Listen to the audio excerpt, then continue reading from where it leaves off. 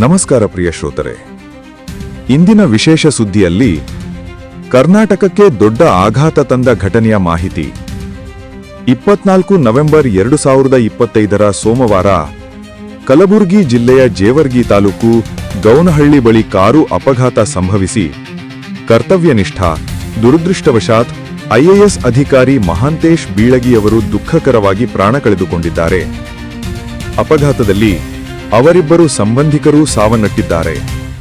ಈ ಅನಾಹುತದ ಬಳಿಕ ಜನಸಾಮಾನ್ಯರು, ಸರ್ಕಾರಿ ಅಧಿಕಾರಿಗಳು ಮತ್ತು ರಾಜ್ಯ ನಾಯಕರು ಆಘಾತ ವ್ಯಕ್ತಪಡಿಸಿದ್ದಾರೆ. ಮಹಾಂತೇಶ್ ಬೀಳಗಿಯವರು ಬೇಸ್ಕಾಂ ಮ್ಯಾನೇಜಿಂಗ್ ಡೈರೆಕ್ಟರ್ ಆಗಿ ಕೊನೆಯ ಕ್ಷಣದವರೆಗೆ ಜನಪರ ಸೇವೆ ಮಾಡಿಕೊಂಡಿದ್ದ ಸತ್ಯನಿಷ್ಠ ಅಧಿಕಾರಿ. ಅವರ ಅಂತಿಮ ಸಂಸ್ಕಾರ ತವರೂರು ರಾಮದುರ್ಗ ಬಳಿಯಲ್ಲಿ ರಾಜ್ಯ ಗೌರವಗಳೊಂದಿಗೆ ನೆರವೇರಿತು. ಈ ಅಕಾಲಿಕ ವಿಯೋಗ ರಾಜ್ಯಕ್ಕೆ, ಸಮಾಜಕ್ಕೆ ಮತ್ತು ಅವರ ಕುಟುಂಬಕ್ಕೆ ಅಮಿತ ನೋವನ್ನು ತಂದಿದೆ. ಇವರು ಮಾಡಿದ ಸೇವೆಗೆ ನಮನ, ಭಾವಪೂರ್ಣ ಶ್ರದ್ಧಾಂಜಲಿ. ಇದೊಂದು ವಿಶೇಷ ವರದಿ. ಧನ್ಯವಾದಗಳು.